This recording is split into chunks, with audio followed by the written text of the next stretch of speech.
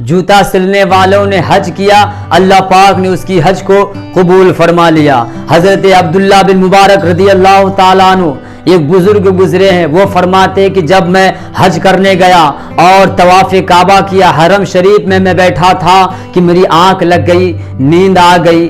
جب مجھے نیند آ گئی تو میں خواب دیکھا۔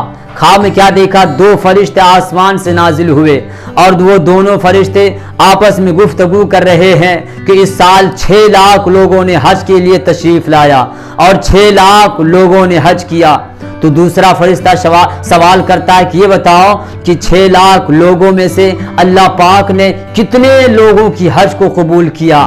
تو وہ فرشتہ جواب دیتا ہے اللہ پاک نے کسی کی حج کو قبول نہیں کیا۔ حضرت عبداللہ رضی اللہ تعالیٰ عنہ حیرت میں ہے، 6 لاکھ لوگوں میں سے کسی کی حج قبول نہیں۔ وہ فرشتے کی زبان سے پھر یہ دوسرا جواب سنتا ہے، ایک شخص ایسا ہے اللہ پاک نے جس کی حج کو قبول کر لیا ہے۔ وہ فرشتہ پھر اپنے ساتھی سے پوچھتا ہے وہ کون ایسا شخص ہے جس کی حج کو اللہ نے قبول کیا ہے؟ تو وہ کہتے ہیں وہ جوتا سلنے والا انسان جنہوں نے اپنی محنت و مشقت کے ساتھ مزدوری کی، حلال رزق کمایا اور اپنی اولاد کو کھلایا، اسی میں سے تھوڑی تھوڑی رقم جمع کر کے 30 سال تک اس نے حج کرنے کا ارادہ کیا اور اللہ پاک نے اس کی حج کو قبول کیا ہے۔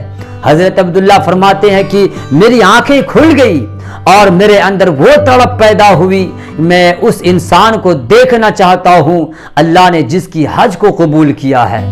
وہ انسان، وہ جوتا سلنے والا انسان کی پتہ، اس کی خیریت معلوم کرنے کے لیے راستہ ڈھونڈا۔ حضرت عبداللہ بن مبارک رضی اللہ تعالیٰ عنہ وہ فرماتے کہ میں نے اس کے گھر کا پتہ لگایا اور پتہ لگاتے لگاتے اس کے گھر تک پہنچا، میں جوتا سلنے والے انسان سے ملاقات کی اور میں نے سوال کیا اللہ پاک نے آپ کی حج کو قبول کر لیا ہے۔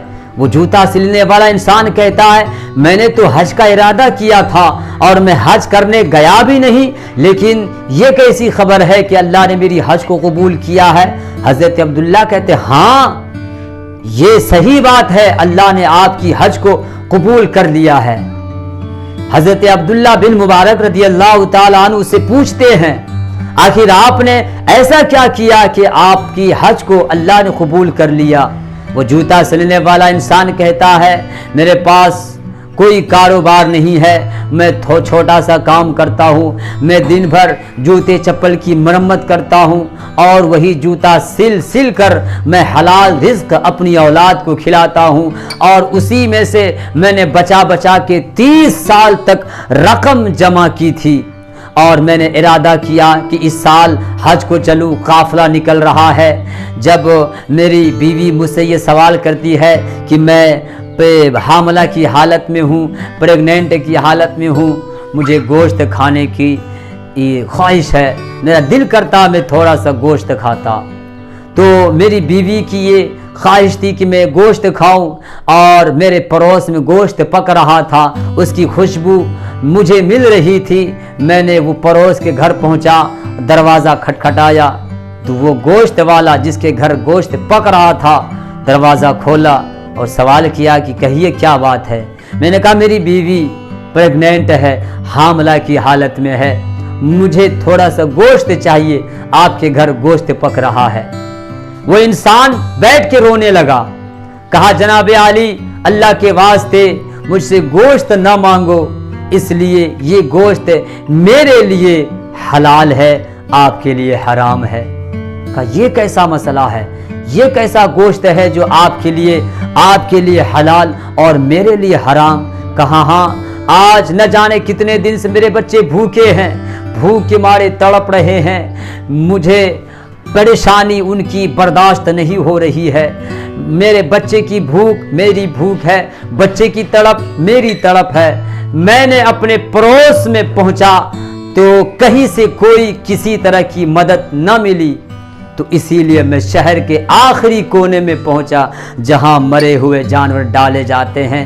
میں نے ایک مرے ہوئے گدھے کا खाल नीचे उतार कर उसका थोड़ा सा गोश्त निकाला और उस गोश्त को लाकर अपने घर में पकाया, जिसकी खुशबू आपके घर तक पहुंची, आप मेरे घर तक पहुंचे। ये गोश्त मेरे लिए हलाल, आपके लिए हराम। ये जूता सिलने वाला इंसान हैरत में, ये हैरत के मारे घर लौटा।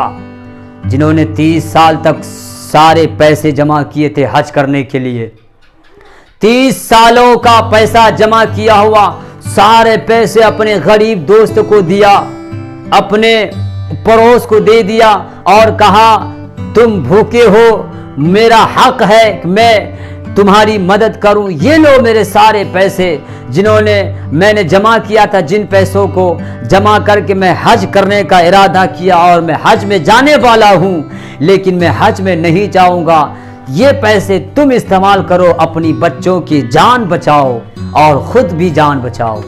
अल्लाह पाक ने उस इंसान की, हज़रत अब्दुल्ला बिन बयान, हज़रत अब्दुल्ला बिन मुबारक रज़ियल्लाहु ताला अन्हु, ये सारी बातें सुन रहे हैं।